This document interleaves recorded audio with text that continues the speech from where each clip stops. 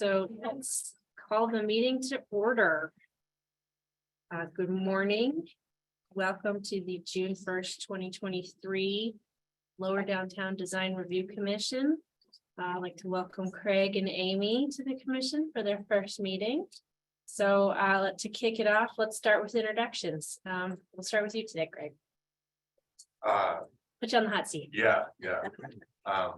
Craig Lawrence, and I am the business owner operator position commission. Andy Duckett-Imke, preservation architect. Heather Vasquez Johnson, chair and practicing architect. Fred Glick, property owner. Amy Sanborn, architect, preservation architect. And I'm Brittany Bryant, Denver Landmark Preservation staff. I'll just remind everybody else well to make sure you speak up or speak towards the microphone. Okay. And so the first thing on our agenda this morning is meeting records for approval. We have meeting records from April 6th and May 4th, 2023. Anybody on the commission has any edits or changes to those meeting minutes? Speak now.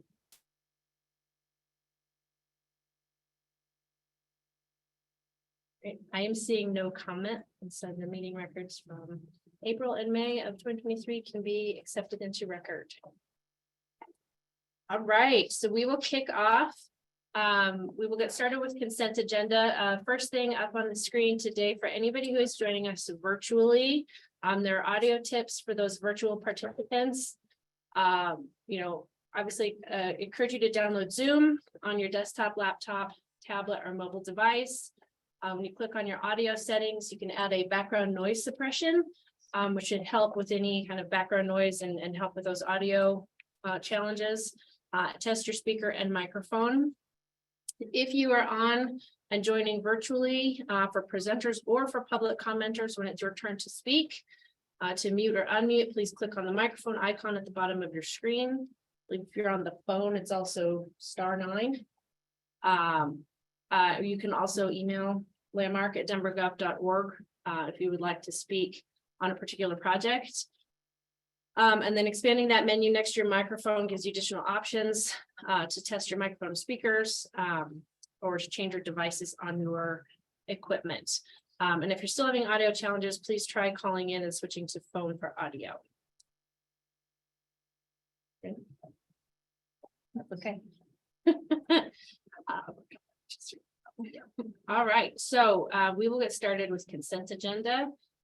Items that are on the consent agenda generally meet design guidelines and are recommended for commission approval without discussion.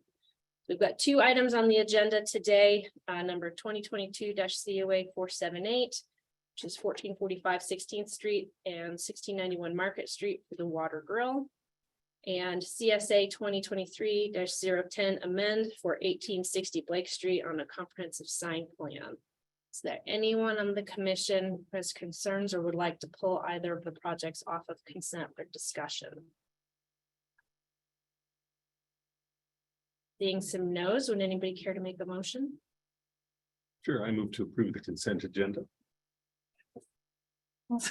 Really?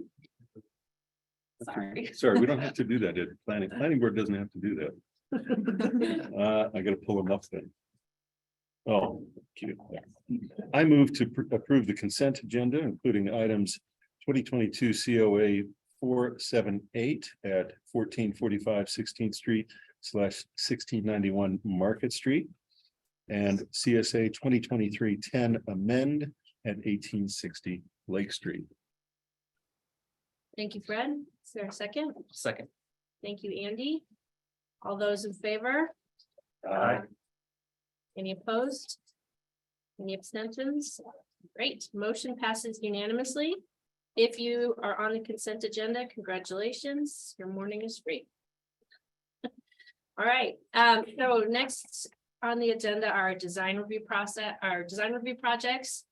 A reminder of the process. I'll announce each design review item. If there's any commission members with a conflict of interest, they will let us know and leave the room. Staff will introduce each application and give their recommendation, at which time commissioners can ask questions of staff. After the staff presentation, the applicant has 10 minutes to present any additional information, present their project, at which time commissioners can ask questions of the applicant. We'll then open it up to public comment.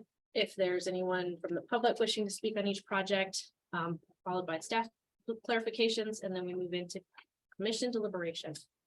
So with that, we will get started with 2023 COA 197 1927 Market Street. Crystal. Great, thank you, Heather. So this application is for a new rooftop addition at 1927 Market Street, which is a contemporary structure in the district. The applicant is requesting to add a new rooftop entrance addition with a new covered patio for Unit 2C in the structure you see here. This is just some photos of the structure on the block, and in context, at the bottom, you can see where the lot is located on the block.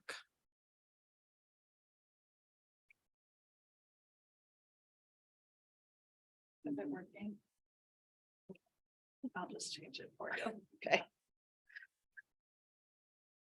So here you can see the overall roof plan for the proposed addition. The rooftop addition is set back 21 feet, 7.5 inches from the front parapet of the two-story structure.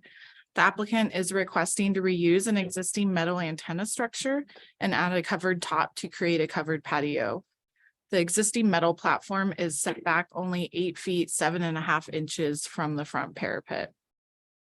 The proposed rooftop entrance and covered patio addition will not exceed 15 feet in height, meeting design guideline 4.1.5. However, the covered patio roof is slanted and closer than 15 feet to the front facade. However, there are other covered patios closer than 15 feet to the front facade on this block. Next slide. The covered top portion of the patio structure, which you can see here on the left, is proposed to stand at a height of 11 feet, 4 inches at its highest point. Staff has concerns that the slanted top will make it more visible on the block and stand out in comparison to other covered patio areas on this block. Staff is supportive of a covered top to the patio, though we believe a flat top cover would be better and match the surrounding context of covered patios on the block. Next slide. So here you can see the entrance addition will have a standing seam metal roof with a black matte finish and will be clad in a vertical corrugated metal siding with a matte slate gray finish. The vertical corrugated metal siding is already extant on the structure. And the new rooftop entrance is sympathetic and subordinate to the existing structure's context and will not be highly visible from public vantage points. However, the slanted roof of the covered patio will likely be visible from public vantage points and doesn't match other covered patios on the block with flat roofs. Therefore, staff is recommending approval with the condition that the covered patio roof shall be flat instead of slanted. That's it. Thanks, Crystal. Does anybody have any questions for staff? Okay.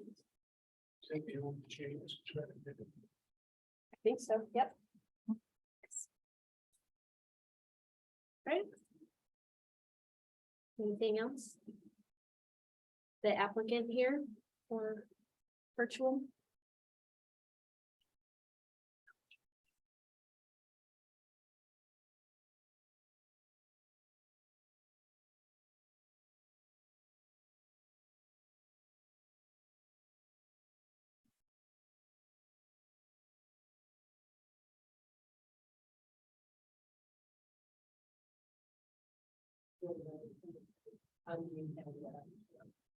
Hello, are you able to hear me? Yes, we can. So this is the applicant Ty Silver, so I'm the property owner here. Great. Ty, did- could you start with your name and address for the record, please? Sure. My name is Ty Silver. Address is 1927 Market Street, Unit 2C. Thank you. And yeah, I just had a couple questions. So the notes on the slope of the roof cover, those weren't brought up previously. Just want to understand the concern there. It's just visibility of the cover. Is that correct? This is not a time to ask questions. It's a time for you to present your project to the commission. This is the staff recommendation, that it be a flat cover, but it's ultimately the commission who can decide that. So I did pause your time, but you have 9 minutes and 20 seconds to present. Okay, so I won't need all 9 minutes and 20 seconds. But the angled rooftop, I would say does match the context of the neighborhood. There are 3 different buildings on my block that do have roof structures that have angled covers or roofs. One is a pop top just behind me on Blake Street. One is a bar on Blake Street that has again, a pop top. And then across the street, there is another pop top that has an angled roof. So I do believe it would match the existing context of the neighborhood. I don't have a major concern if we went to a flat rooftop, but I do believe it does match. With that, I don't have any other questions or comments. Okay, great, thank you. Does the commission have any questions for the applicant?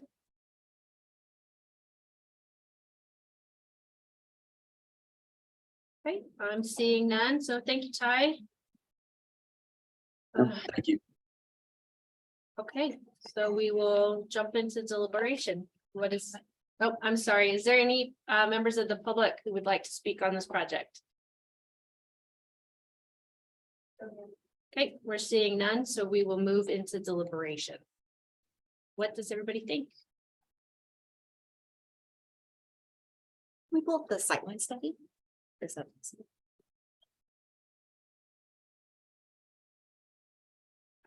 No, what page is that?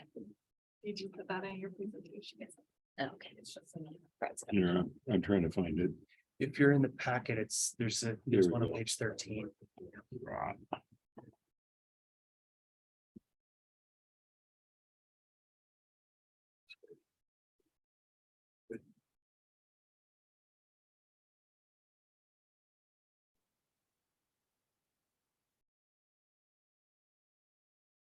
Yeah, I'd say I don't mind the angled roof. I don't know that it feels like everything has to be uniform, particularly when we're talking about an open structure like that. It's a fairly open, fairly light structure. Sure. Yeah, I'm not bothered by the angled roof, but again, it feels that structure feels like a fairly light structure visually. Doesn't feel problematic to me. Looking at the context photos that are in the packet. It seems though that on this particular block on either side, that any of the structures that are directly close to the front facade do have more of that flat look to their open structures. So I think that the flat roof or near flat might be more contextual. I think perhaps for one of the items that the sloped roof or as presented makes it feel non-contextual is the amount of slope. It's more severe than other roofs, and I'm looking particularly at the loaded on the corner of Market Street there, and I believe it's on 20th there, that the loaded, there's a, so if you have a photo of it, you can bring up, but there's a largely flat with a slight arch to it. But I feel like I'm not gravitating towards that sloped roof. I agree with staff on that one, but I don't know that it needs to go completely flat if it were dropped significantly down. I mean, I do think it need to be a little sloped Yeah, for yeah, drainage exactly. anyway, not perfectly flat, but. Yeah.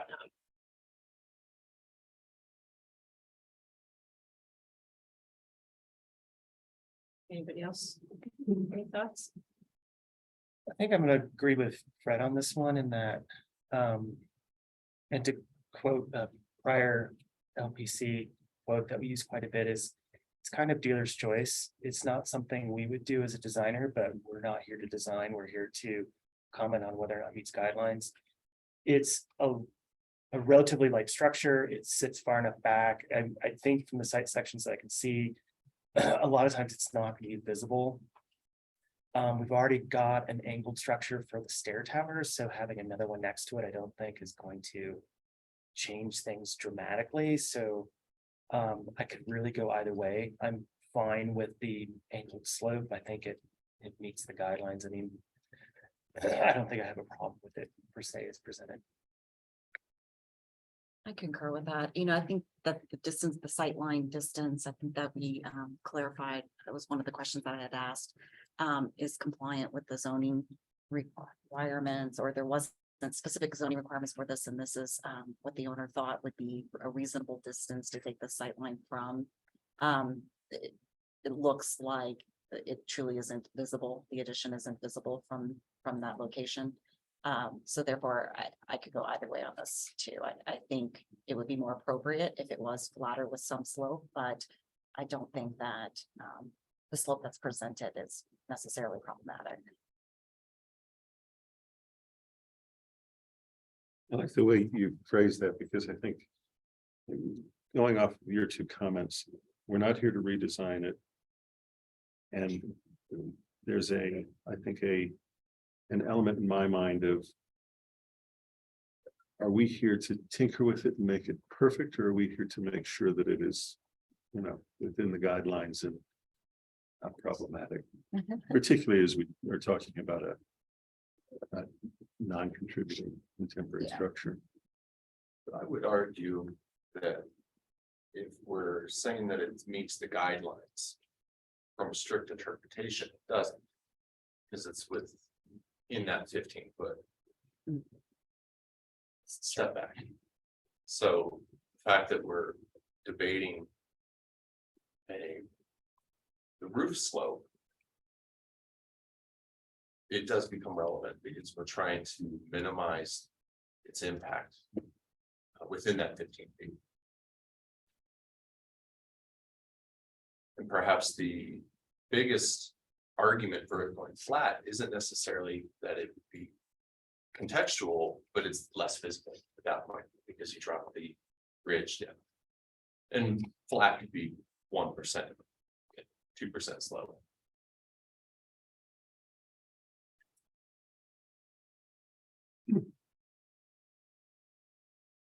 Can I ask a question? So are you then suggesting that the roof then goes to the lower elevation flat to not be visible? So it would only then be About 8 foot. 6 feet tall at its lowest. The math Is that I was right? looking at, Which one is about that? 8 foot. 11.4 is, I think he's looking at it from the back point, if it were to be taken flat from the back point at 47.4 above grade. It is 11.4 at the upper end At of the the slope. tallest, so I'm gonna do that math, sorry. Which way we're looking at this. It isn't really matter. Yeah. So it's an 8 foot something then that you're suggesting, which. Yeah. I don't know, also feels for an exterior patio cover. Short, frankly. I guess I question then, I don't know, it just feels like we're imposing something then that makes it less than useful. So you don't have to But- be that specific in your Yeah. condition. If you go with staff's recommendation, the height could be something else that Crystal would review. And if she felt in that commission discussion, she would approve it. If it didn't, we bring it. I'm just trying to get at the reasoning here, because Yeah. what you're saying is, well, but by being angled, it's too tall. Yeah, And I'm not sure that I agree with that, frankly. I don't know that the 11'4" above the deck up there is really that looking at the straight, seems to me to photos, be that tall.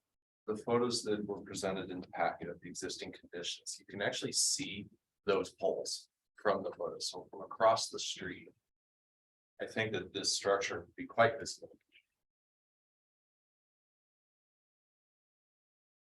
If it had the slope as presented.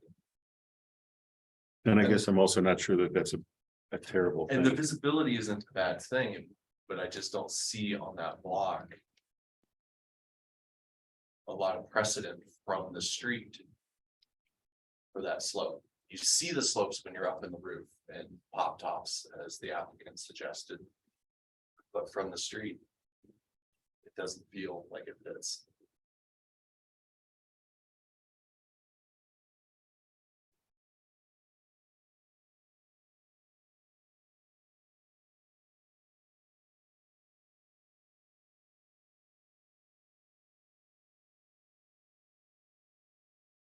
But it is to, I mean, to acknowledge your point, Fred, is it, and Andy as well, that are we redesigning it because of does it meet the guidelines? Technically, no. But I'm okay with the 8-foot setback. Does it then offend any other guidelines? I would say no as well. It doesn't offend any others. So I guess when someone were to twist an arm, I could go over it as well. And the distance of the sight line is in accordance with the design guidelines, right? Because it complies with zoning. So Is that correct? we don't have a sightline distance in the guidelines or as an application requirement currently. We are working on updating our application requirements, and it'll be 5 feet 6 inches as the sightline requirement, because that is what zoning requires for those sight lines. I guess I'm still having a hard time when we start talking about context, and the building on the corner has a rooftop full of communications equipment, and the building next door has a little canopy that is incredibly forward and looks like it, at least in this photo, isn't even kept up. Are you talking about the one at Loaded? Yeah, Okay, I struggled really hard to find a permit on that one, so I'm not sure yeah. if we ever reviewed and approved that, and that's just based on my experience working on that building. And there's other, so again, in terms of, as we look at the context of the block, I don't find it to be that. I don't find it to be problematic, to use your word. There is also a guideline about contemporary buildings and alterations to contemporary buildings being compatible with the contemporary building and not changing the architectural style of that building. So perhaps that will help you in your discussions of this canopy or roof structure.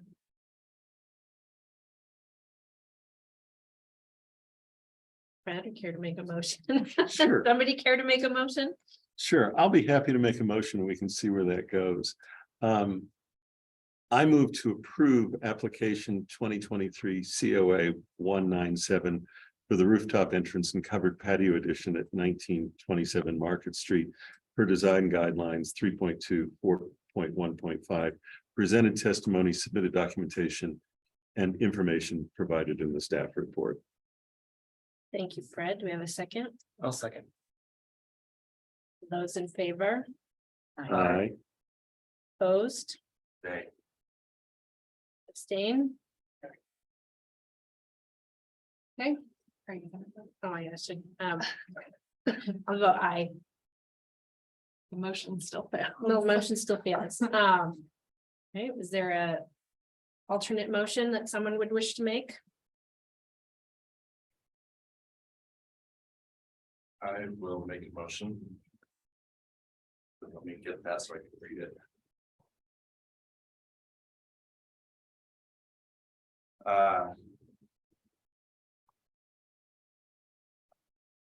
See, I move to approve with condition application number 2023 COA 197 for the rooftop entrance and covered patio addition at 1927 Market Street per design guidelines 3.2, 4.1.5, presented testimony, submitted documentation, and information provided in the staff report with the following condition.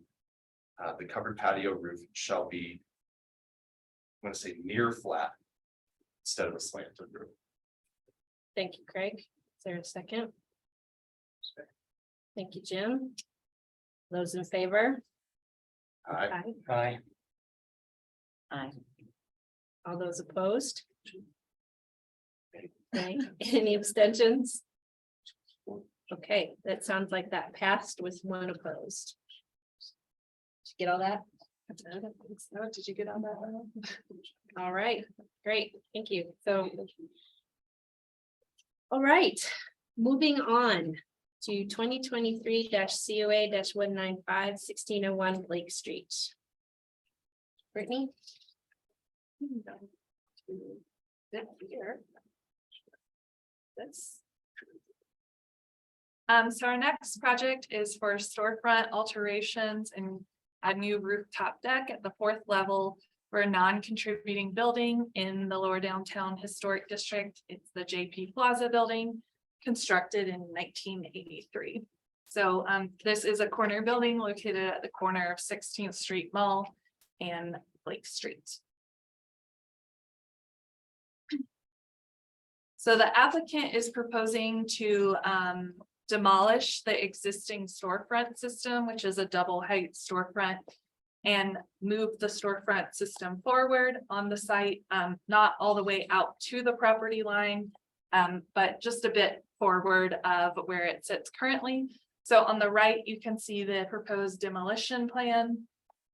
This project scope will also involve demolition of the existing brick planters and construction of new metal planters in a different configuration, and recovering the exposed columns that are at the ground floor level.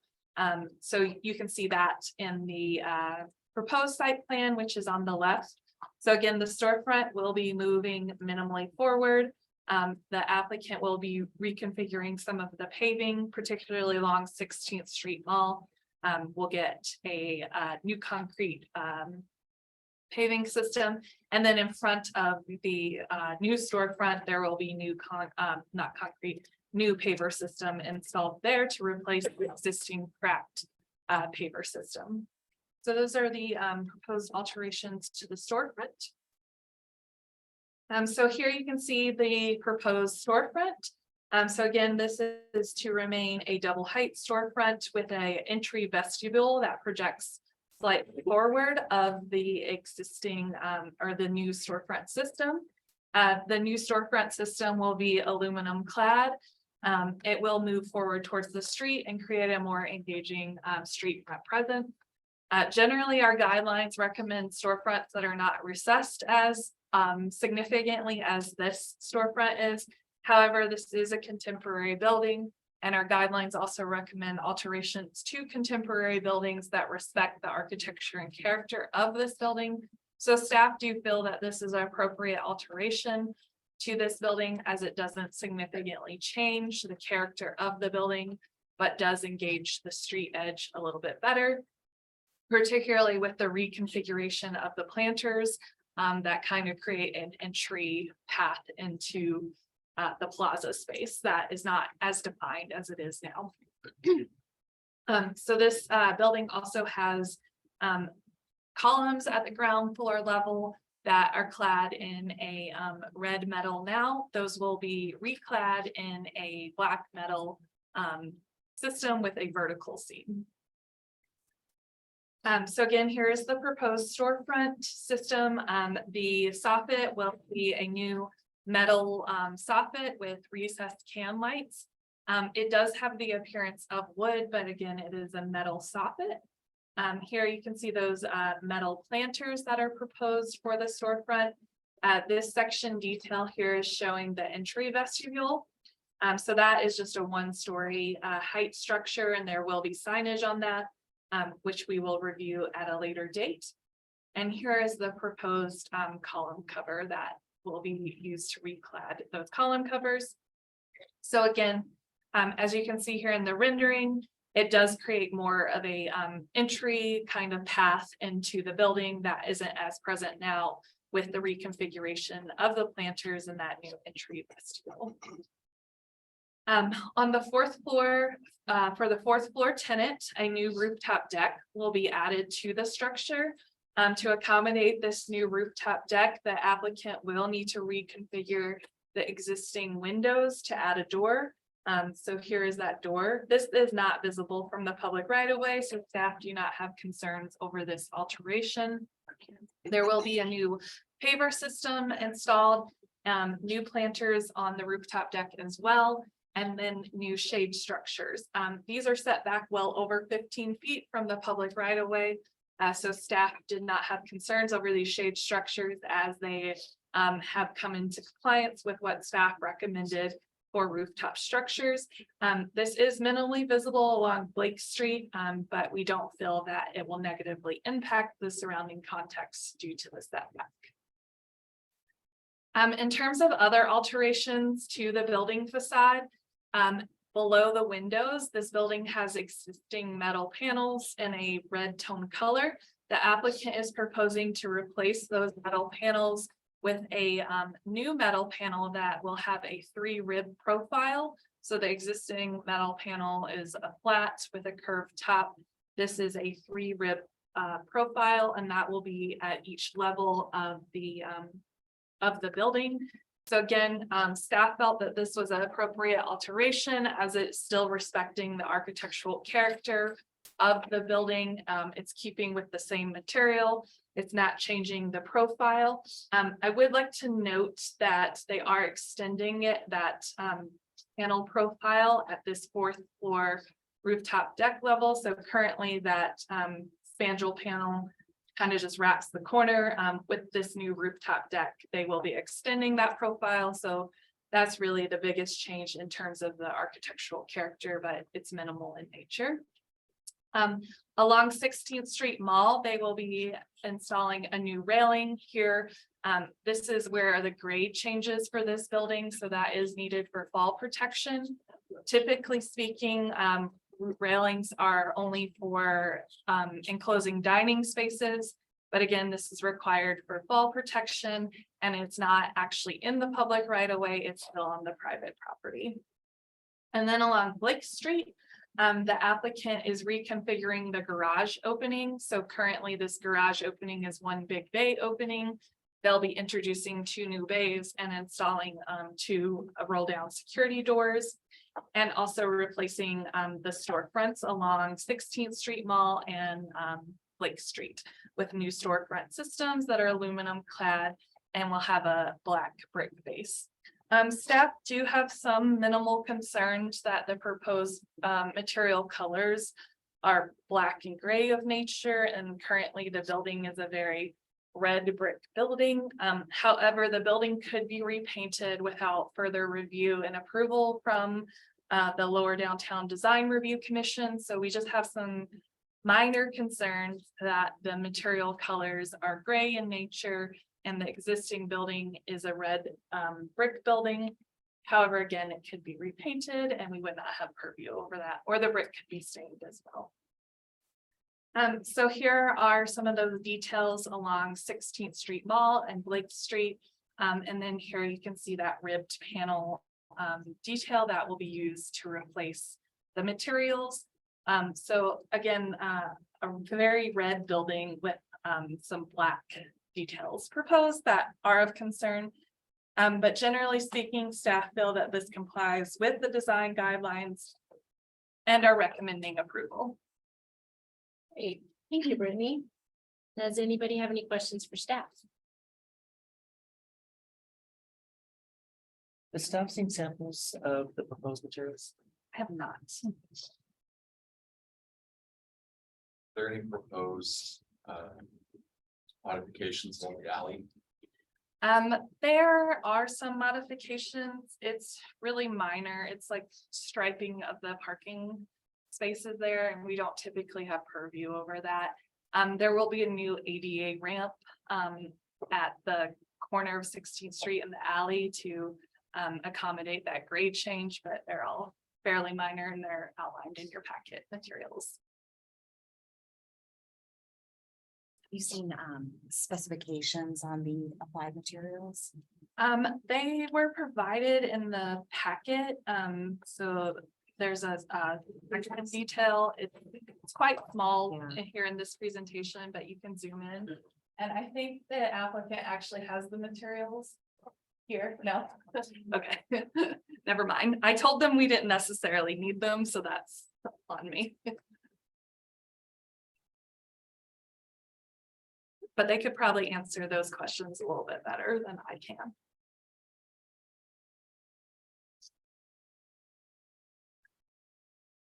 Planters shown in front of. Lakes inside. This image here, Jim? Yeah, those are existing, and I don't think there's any change proposed to those. I think the scope of work is within the property line currently.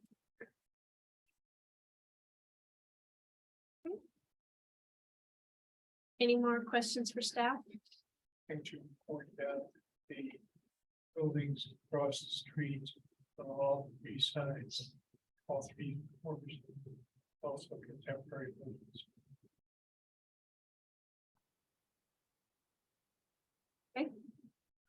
Anything else for staff?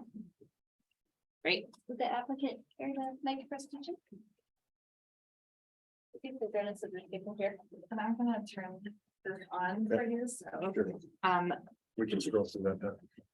you won't be able to scroll through it, but I can change the slides for you as necessary. A reminder, please just start with name and business for the record.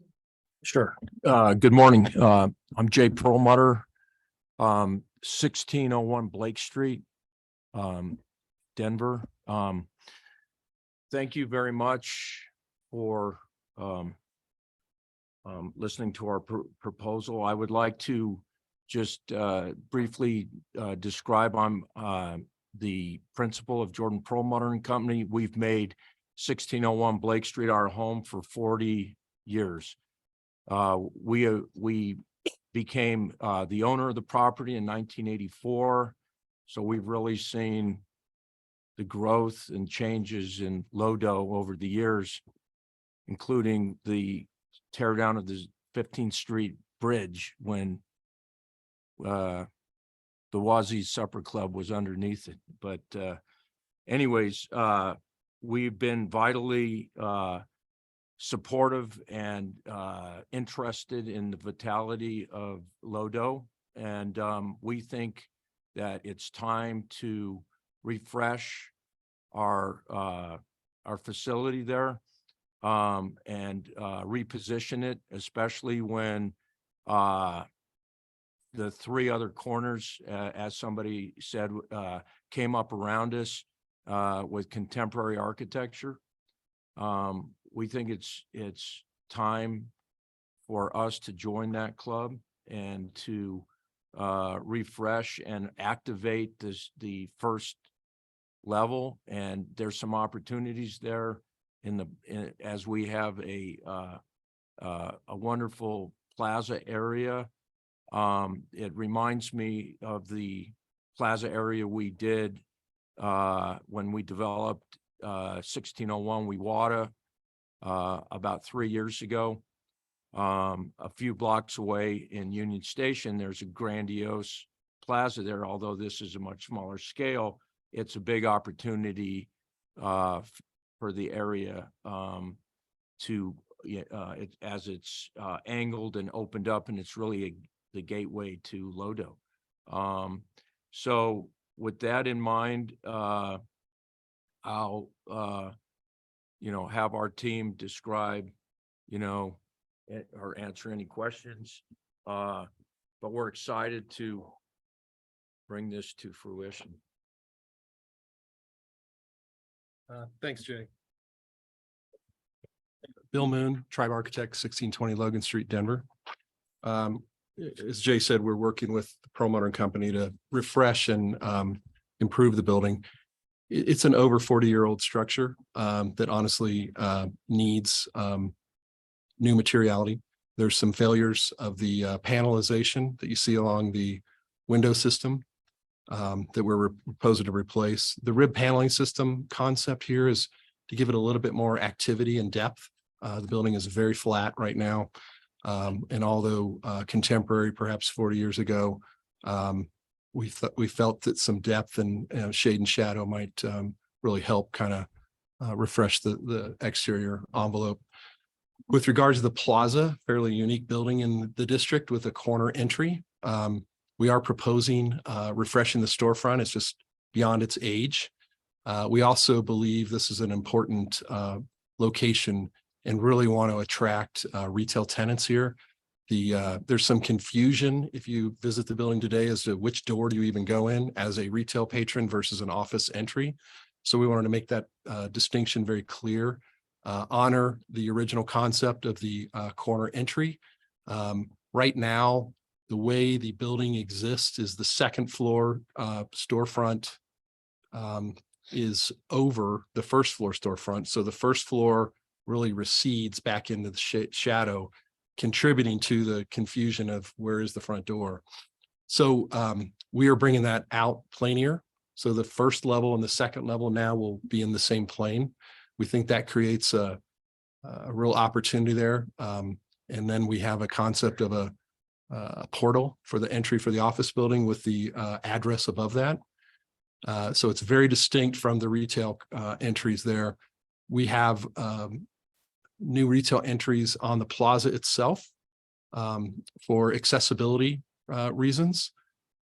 We are opening, not opening, but adding new column covers as well due to the age of what's there. And the planter reconfiguration we think will be more in keeping with programming the new plaza, as Jay had said. There is new pavers proposed on the plaza. Below this building and the plaza itself is an underground parking garage. So we have some waterproofing issues we want to take care of and then take advantage of while we're doing that work to install new concrete pavers for the next generation of this building. Importantly, is the retail storefronts as well. Currently, these are significantly recessed. So for patrons walking by, even knowing what's in the building right now has been a challenge throughout the life of the building. Pulling those storefronts out slightly gives us an opportunity to create new entrance from the plazas I mentioned before, but also kind of more of a presence on the street for the retail that's coming in. We're looking potentially at a food and beverage tenant along the 16th Street Mall. It has some current covering right now, which we'll keep. We think that's a positive contribution on that side of the street as well. So, and then lastly, the comment on the upper level roof terrace. The roof terrace exists today. It's not utilized. We think this can be an amenity in the district. We're proposing the shade structures, which are pulled back significantly from the facade as a seasonal use. We don't see these staying up year round. That's why the temporary fabric idea comes into play. And then extending the rib paneling out as part of the guardrail. Right now, it doesn't meet life safety code in terms of its dimensionality, so it's technically not usable. We'd like to make that space usable. We've got some planters we're proposing in there as well to keep people safely away from that edge of the building as well. We're here to answer any questions. Bonnie Sen is with me as a coordinating architect, and if there are questions, either of us may jump in and answer. Thank you. Thank you, Jay. Thank you, Bill. Does the commission have any questions for the applicant? We'll describe the specifications on the roof panel or in the column racks. Sure. You want to? Yeah, go ahead.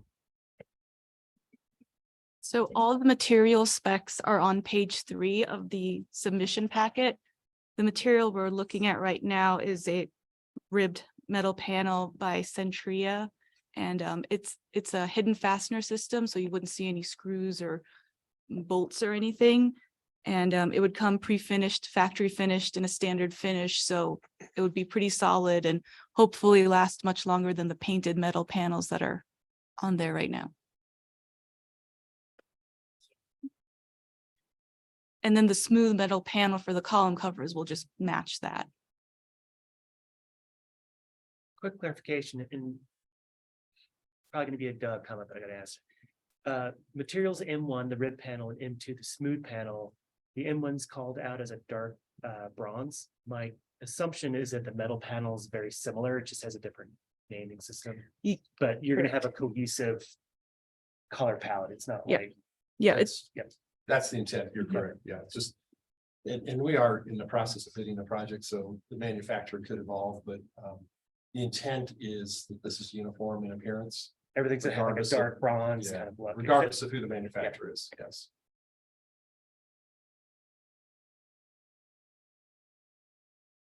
Any other questions? Thank you. Brittany, any further commentary? Any first? Okay, are there any members of the public wishing to comment on this project? Okay.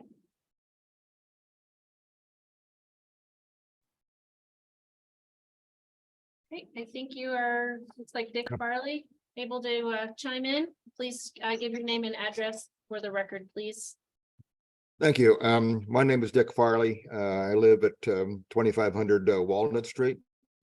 I'm co-chair of the Lodo District Inc. and a RNO that's that's oriented towards business. We were definitely support this these renovations. We really like the idea of bringing the storefront out. Certainly like the idea of changing the glass to it's much more transparent. Brings activity out to the 16th Street Mall. Very much like the rib panels. They add detail to the building. In general, the color just gives a little bit of a contrast, which I think adds to the attractiveness of the building and adds to its modernization. So we strongly support the applicant in their changes. Thank you. Great. Thank you very much. Taylor, do we have any other members of the public?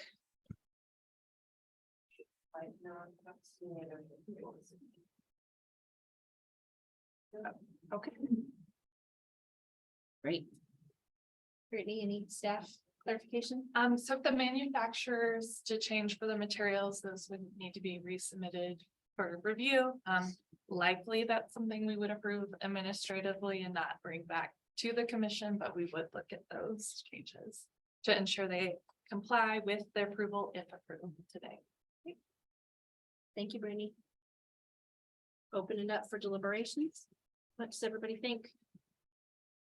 It's a nice improvement to the property and within the guidelines. I think it's a significant improvement. That corner has been problematic in the retail.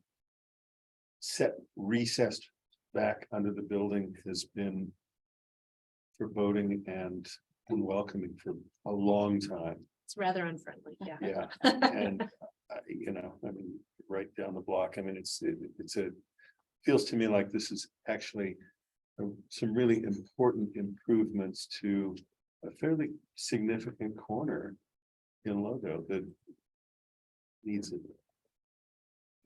There's some smart choices being made. I'm not particularly worried about the color issue. I think that's again a level of design tinkering that we get into at risk, particularly on something like this. I agree on the color. One of the things I dislike about this building the most is that the colors are too close, tone on tone, but they don't quite match. And I think adding some contrast in that will be a great improvement. Yeah, anything that kind of help make that entry more friendly, lighter, brighter. I'm all for it. Including the pavement. Again, I like the fact that they're not just looking at the vertical surfaces, but incorporating in the hardscape. Any other thoughts? Jim, it looked like you had your hand raised. I would just second everything that Fred said. And the idea that building has been mismatched for that corner for a long time. With all due respect to the original architecture of the building. This doesn't quite fit in with the building. And their version of this proposed is a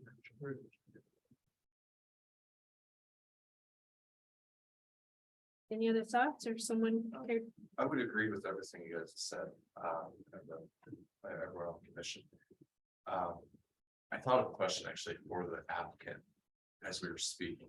So it just had to do with the lighting, the recessed proposed lighting and its intensity at the corner.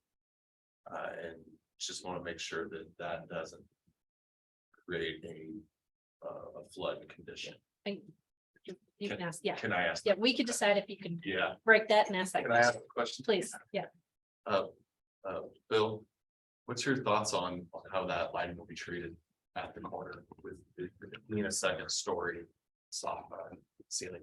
Yeah, thank you for the question. It's an important one to understand. As you can imagine, at this location, we've had our fair share of security concerns and challenges over the years, especially recently. The lighting is important.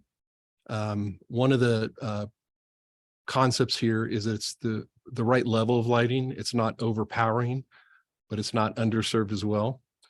It led to the selection of the soffit materiality as well. There's a durability issue that we wanted to take into account, but there's also a warmth that we wanted to introduce here as well. So it's one of those challenging concepts where we want to make it as inviting as possible, but not overly welcoming to folks that shouldn't be there. So I believe we have the appropriate level of lighting, the right amount of lighting. It's not meant to be a main feature of the building, but it's meant to be warm, illuminated, safe amount of foot candles on the ground surface.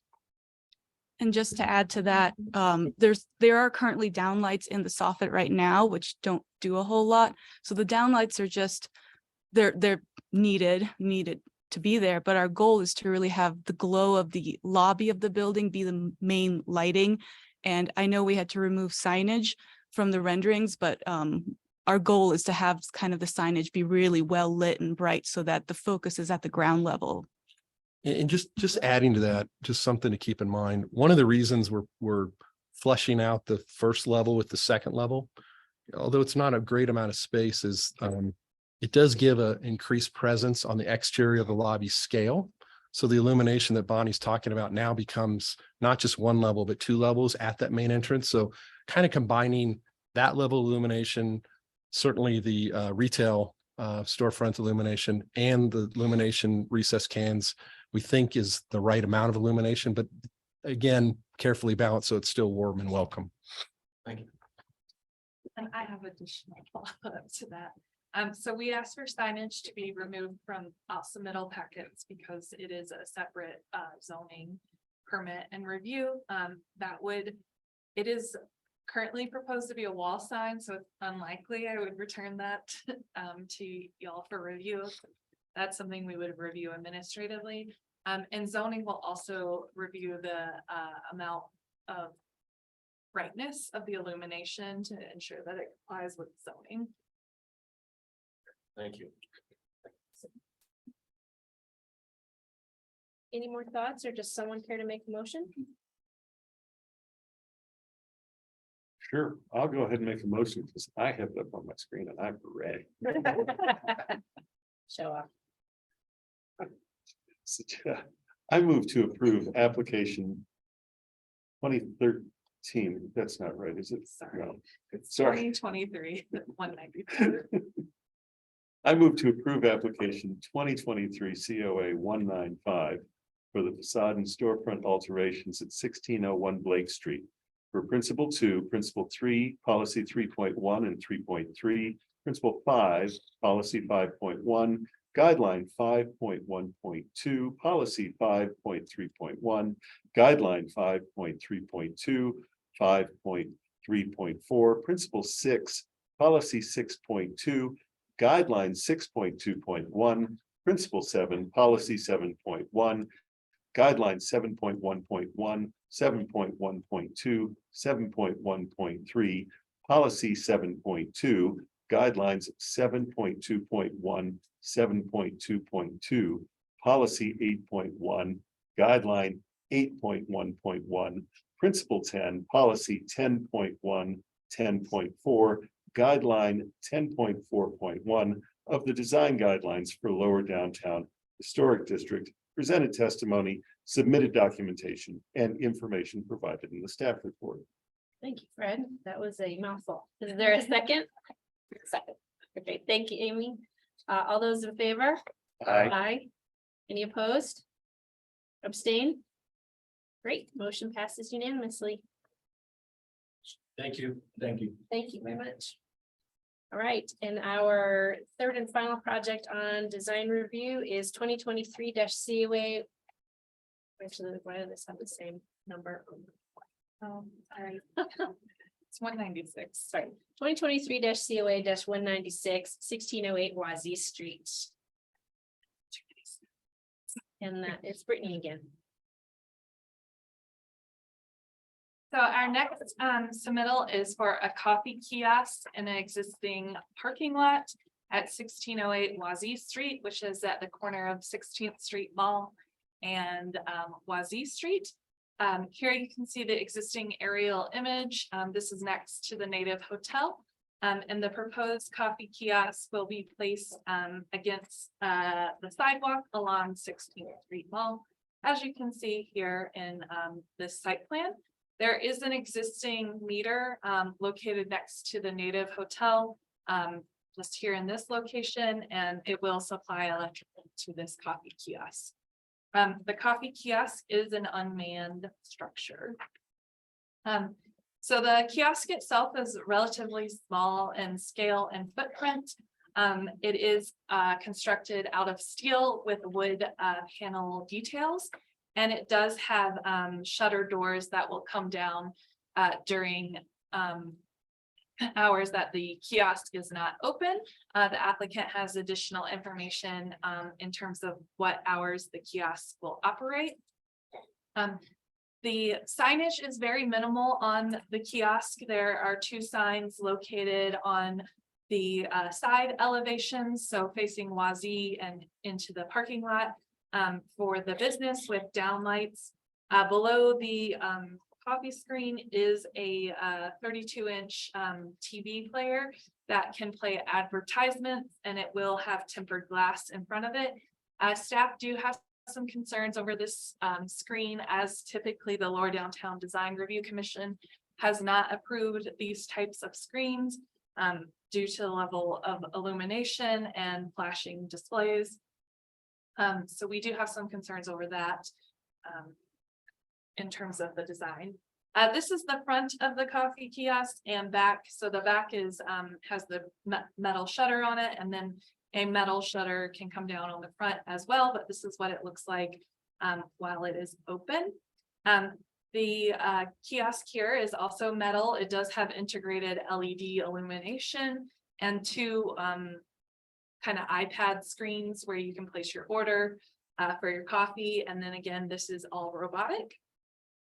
There is a sign on this side of the kiosk as well, but the applicant has indicated for this location, that sign will not be incorporated into the design.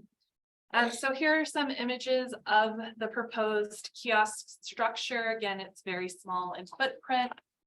In terms of the LED lighting, the applicant has also indicated that the lighting here can be turned off for this location as it's not necessary, but staff are recommending that it be turned off for this location, as it is not typical to illuminate things of this nature within the Lower Downtown Historic District. But generally, this is just the overall design of the kiosk, mostly constructed of metal, with those wood panel details that provide some shade structure to the ordering area. So in terms of this application, staff are recommending approval with conditions, and the condition here is that I did not put the condition in the motion, so sorry about that. The condition here is that the LED lights be kept to a turned off at this location. And then we do have some concerns over the TV screens, but we didn't necessarily make a condition on that, but I do think it would be good for the commission to discuss that option. And then whoever, oh, I didn't include it in the motion. Sorry, too many staff comments. So that's it for me. Great, thank you, Brittany. Questions for staff? I have three quick questions. First, let's talk about the lighting, because the way you phrased it in the staff report is that the condition that the lighting is limited on the kiosk. And I'm not sure that that's the same as turning it off.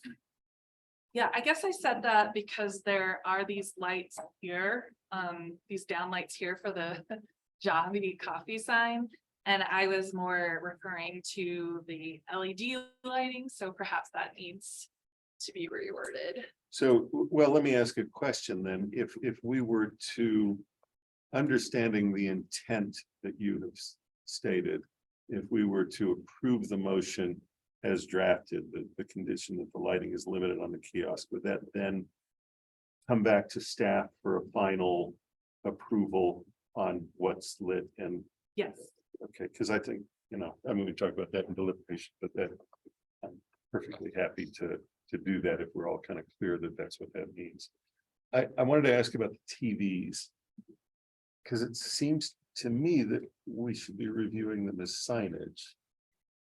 Yeah, they are typically reviewed as signs, sometimes as directory signs. We don't ever review the specific wording, so what that says is not really within our purview. We do know the location and size, so I felt comfortable moving it forward before the commission. Zoning will require that they not be flashing if the commission does approve them, because you cannot have flashing signs. In the city of Denver, there's a standard on how often that messaging can change and things of that nature. Okay. And there's no question about them advertising other things. I think that's a question for the applicant. But typically for zoning, you can't do off-site advertisement. So from my understanding, in terms of zoning, that would not be allowed anyways. Right. And is there an audio element to those screens as well? That's a great question for that. Great, thank you. Question for you, on the TV screens as well. In the zoning review, are they able to limit the hours of operation of electronic signs such as that? I don't think they can limit it to that level. So if they're there, I think they can run pretty much any time, and 16th Street Mall has slightly different rules. I wish Crystal was here. She's more familiar with the zoning, as she used to work on the zoning team. But they'll definitely look at all those things. Is that something that we can apply as conditional? You could, and it may be difficult to enforce because we're not going to probably have inspectors out during those times that you're probably thinking of. But yes, in theory.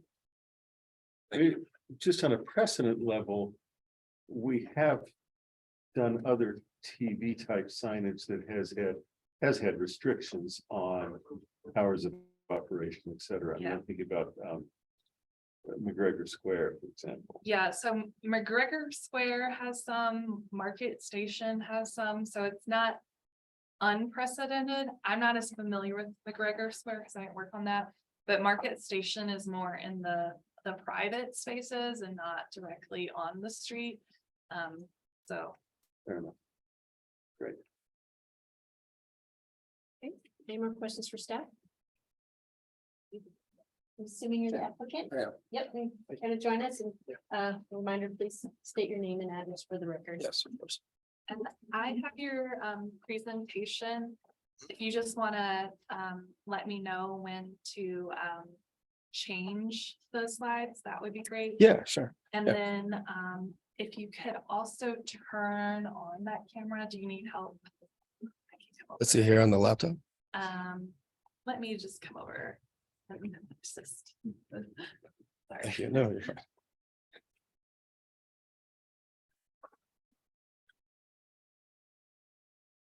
Can I scroll through or just let you know? I can control it, but Okay. you won't be able to Okay. because of the PowerPoint may work a little Yeah, bit that's fine. differently than Sure. the Yeah, good morning. My name is David Shields, co-founder of Javai Coffee, and address is 1600 Broadway, Denver. Javai Coffee is a robotic-based beverage kiosk that can serve coffee, teas, and milk-based drinks in under 60 seconds. The kiosk is enclosed by a well-constructed and aesthetically pleasing shell. The shell is rolling shutter doors, which will be closed during non-operational hours. Javai operating hours will be during daylight hours from 7 to 4. So there were some current concerns, it sounds like, from commission point of view as to how much control we have over those hours. We can remotely control the shutter doors and set fixed hours. Our interest is to keep the kiosk open to the public during daylight hours. We've also had some concerns about vandalism, things like that during nighttime hours, and we like to deter that with not leaving this, kiosk with a transparent viewing into how the beverage making stations inside. Next slide, please. The kiosk structure is composed of plexiglass in the front and sides. The kiosk structure is composed of plexiglass and powder coated steel. It stands 7 feet tall, 5.5 feet wide, and 5 feet long. It's basically a robotic arm in the middle of this kiosk that will go from station to station making drinks based on drink menu that's presented to the public in these 2 order menu screens that are like 10-inch iPads. You can pay with Google Pay, Apple Pay, credit card, things like that. Next slide. The top of the kiosk is a sign that reads Javai Coffee Revolution. This sign has been removed as shown in the middle photo. A robotic arm at the center of the kiosk moves from station to station, preparing coffee-based drinks for customers. The 2 order menu screens are mounted in the front. The kiosk has a modular design, which makes it highly customizable. The LED lighting strips on the front of the kiosk are blue, which can be dimmed or turned off during operating hours. Yeah, so the top of the kiosk has the Javai sign on the front and side. That's been removed. In fact, the kiosk, that's our indoor unit. The outdoor unit, which is what was shown in the renderings, the top sign has been removed, and we actually had to remove it to fit it inside of the shell. So really the lighting you're getting from the kiosk itself is the front LED strips that kind of highlight the plexiglass, and then toward the bottom. And we like the design because we felt like it helped illuminate the area. So for customers who are trying to pay or need a little bit of illumination to be able to see what's in front of them. Next slide, please.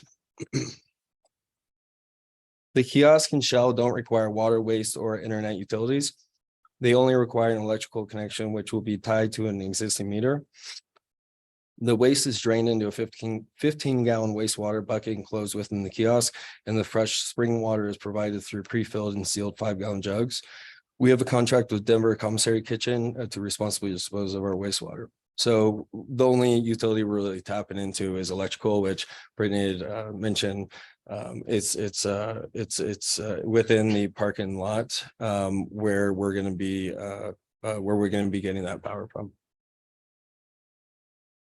Next slide, please. The kiosk is enclosed by a high quality shell structure, which is constructed from steel frame and panels along with solid wood trims. The kiosk can be secured with metal rolling shutter doors during non-operating hours. Next slide, please. The shell is constructed of high quality materials designed with safety, security, and aesthetics in mind. So what you're looking at is the manufacturer, some photos they sent us of the metal frame of the kiosk in the far left photo. And then when they arrived to our warehouse, you can see on the far right photo the kiosk within the shell. And in the rendering, you'd be able to see, I'm sorry we don't have more current photos, but we didn't have time to prepare them. But at the top, you see a little bit of a gap. That's where the sun panel wood is going to go. So we just have those mounted as shown in the renderings. Yeah. Next slide, please. The 2 LED screens are mounted on the rear section of the shell structure. The screens can show stationary images or short promotional Javai videos. Brightness can also be turned down if necessary. So one of the questions I heard from the commission was, whether or not we are going to be advertising non-Javai material. Our only intention is really just to display only Javai content, and we'd like to put our menu there, which is pretty subtle. It's got a black background with perhaps like a video loop of the robotic arm making a drink, or if it's more subtle to the commission, something like stationary images of the drinks themselves. Next slide, please. Okay, yeah, that's it. And thank you for your time, Commission. And if you have any questions, I'd like to answer them. Thank you. Questions for the applicant? Will the canopy be illuminated from the underside or? The sunshade in the front? Yes. No, not at all. There's no lighting on the shell other than the down lighting on the Javai sign in the storage area in the back. And is there any internal illumination, like where the robotic arm is and the drinks are made, like kind of illuminate? Yeah, that's a good question. Let's see here. Nothing, none of the blue lighting, but at the very top, there's a subtle dim white light that shines down just to illuminate the inside. The only blue lighting is the lighting strips, which we can dim or turn off. We like the idea because we're only gonna be operating during daylight hours. We thought it could be subtle enough to where it wouldn't be a big, distraction. But that's up for the commission to decide. And when it's not operating and that shutter is down, those LED lights are hidden. Yes, the shutter door comes down and the whole kiosk is hidden.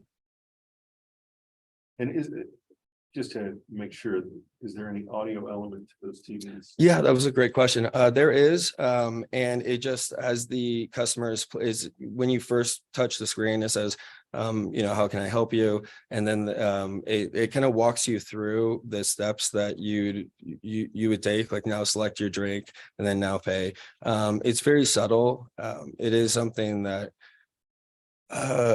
that is pretty low volume. It's not obnoxiously loud. Just to clarify, are you talking about the TVs or are you talking about the iPad? The iPad. So the TV screens, no audio. It's just the iPad. So if a customer comes up and touches the screen, it helps the customer walk them through the order process. Presumably is needed for ADA.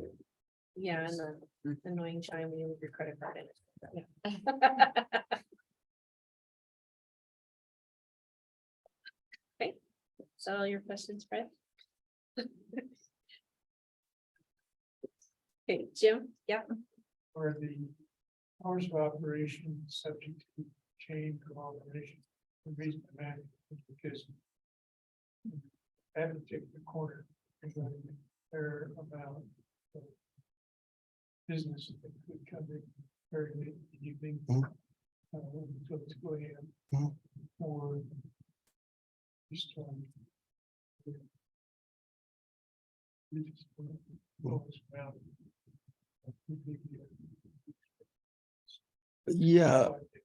Yeah, that's a good question. They are subject to change. We have control over the hours. We want to stick with daylight hours because we think it's more safe, especially for if we have any kind of vandalism. And to speak on that, if there is any kind of vandalism, we do have a technician who services machines once a day, so we would catch it right away. The service needs the espresso machine, which we need about 30 minutes of access with a technician, would be in the back of the shell servicing it, but would need access to the kiosk to be able to run a clean cycle for the espresso machine. So there's a technician out there every day. If there's any vandalism, it would be our responsibility to fix it. But to answer your question, yeah, they would be subject to change. We obviously want, like, we want to kind of balance the risk of vandalism and break-ins to the business that we would get for extended hours. It's totally flexible. These are our Right. right, and we're getting familiar with the area, so we're not sure yet if the commission wants us to stick to a certain set hours that would help fit the guideline of lighting and all of that. We're completely open to that. At one point, there's speed of food trucks walk away from that. Just so they were able to service people coming out of the bars. Mhm. And coffee bar is a good idea. Yeah, we hope so too. Hope so. Okay, Fred. I'm sorry, I have one more question, and that is, staff had mentioned in their report, and I just want to make sure I understand that some of the existing railing will need to be removed. Mhm. What's proposed to be removed in terms of the existing railing? Just at the base? Yeah. Side of- Great question. So the width of the shell structure itself is it's almost an exact fit of the railing posts because of its sectional section of railing. I think that's about 6 or 7 feet wide. So there's the second section. Let me see here. Can we zoom in? I do have a front facing photo. Yeah, well, thank you, Brittany. So what's front facing 16th Street is the shell structure, and that piece of railing would be quite easy to take out. We have somebody who's gonna install the ballards behind the kiosk just so cars don't run into the shell structure, and they were gonna extract that railing. Okay, so it's just the piece where it faces 16th, none of the railing to the street side is going to be removed, that'll still remain. Yeah, that's correct. And the whole structure will remain on private property. The order menu screens do project out a little bit, but not further than the shutter doors because the shutter doors shut in front of it. So it wouldn't protrude out into 16th Street. Right. Thank you. You're welcome. Does the color of the LED strips, is that fixed? Does it have Oh, ability to good change? question. It is fixed, but anything's changeable. So this is our design right now. It could be changed. But they're not going to be like the Oh, running lights. good. Yeah, it's not going to be like one of those beer carts that go up and down. No, we don't want it to be flashy. We want it to be subtle and classy. And that's a great point you brought up earlier as far as flashiness. The screens aren't going to flash, and none of our lighting is going to flash at all. It's going to be non-flashing. Any more questions for the applicant? Thank you very much. Are there any members of the public who would like to speak?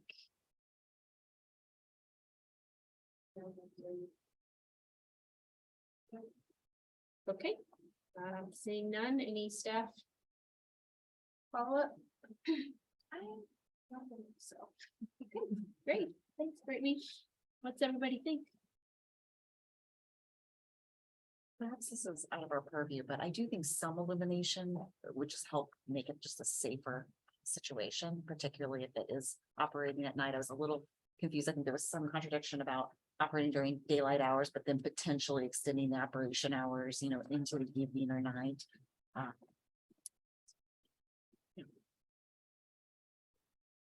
This is part. So it has some basic illumination. But it's also an intersection between the streetlights on all four corners. if I'm correct. So it does have some basic illumination level. It is there, it's my safety.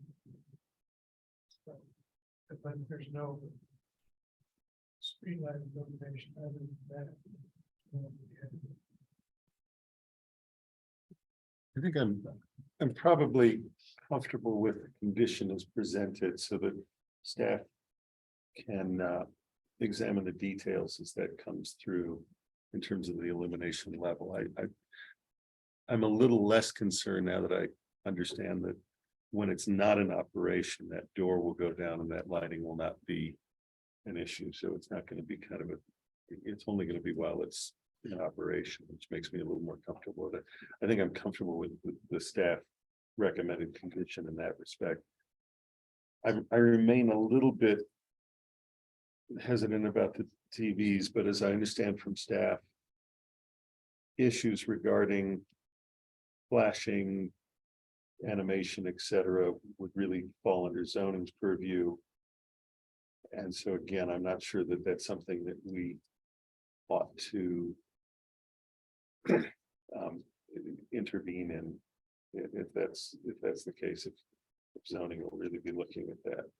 I mean, that is, they have their base requirements. You could always be more restrictive because our guidelines say do not use flashing signs. And it would be a sign. So I do think it's good for you to discuss. I would love to see the other, but you could also leave it up to zoning to make those determinations.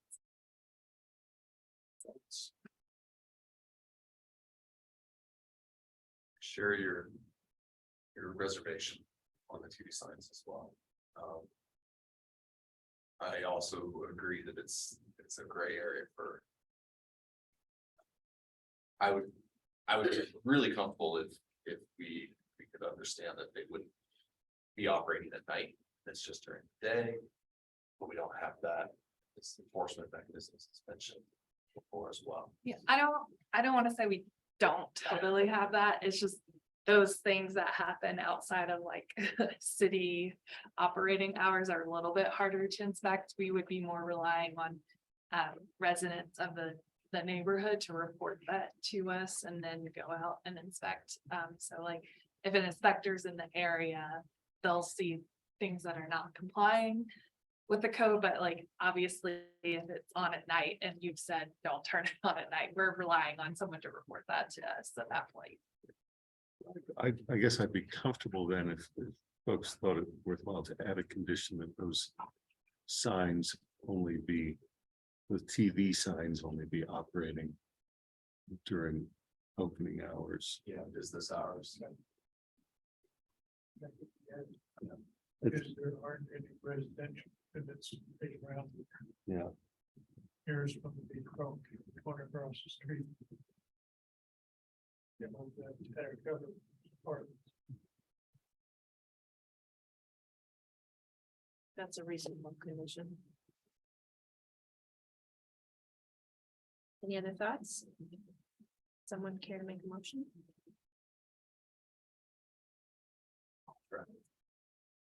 See what I can do here.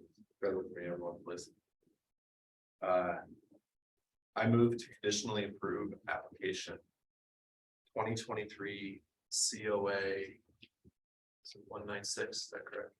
196 copy kiosk at 1608 Once East Street per policy 6.2, guidelines 6.2.1, principle 7, policy 7.1, guidelines 7.1.1, 7.1.2, 7.1.3, policy 7.2, guidelines 7.2.1, 7.2.2, principle 10, policy 10.1, 10.4, guideline 10.4.2, sign guidelines 1.3D, 1.7A, 1.7C, 1.9A, 1.9E of the design guidelines for Lower Downtown Historic District. Presented testimony, submitted documentation, and information provided in the staff report with the condition that lighting is limited on the kiosk and that the TV signage operates during business hours Only. only. Thank you, Craig. Is there a second? Second. Thanks, Amy. Okay, is that all clear enough? Okay, all those in favor? Any objections? Or abstentions? Great, thank you. Motion passes with conditions. And that closes the design review. Do you have any business items? Just a fun business item. So Fred is generously hosting a happy hour for us. And I don't have the date in front of me, but it's next week. It's Thursday, right? Next Thursday, the 6th. So if you would like to attend, please RSVP to Jen and Craig and Amy, you're invited as well. I have Jen send you the invite. I just didn't want her to send it before you knew and was like, what is this? Thursday's the 8th, right, not the 6th. Oh, sorry. Yes, sorry, you're right. I'm sorry. Yes. So that's it. Yeah, please let staff know if you can or cannot make it. we have some RSVPs, but not everybody. But please come and have some wine and beer, and staff is providing food, and bid farewell to our outgoing members, and we can also then bid welcome to our new members. And Fred's house is empty. You just sit on the phone for that. It's pretty cool. All right. Great. Anything else? All right, meeting is adjourned. 9:57.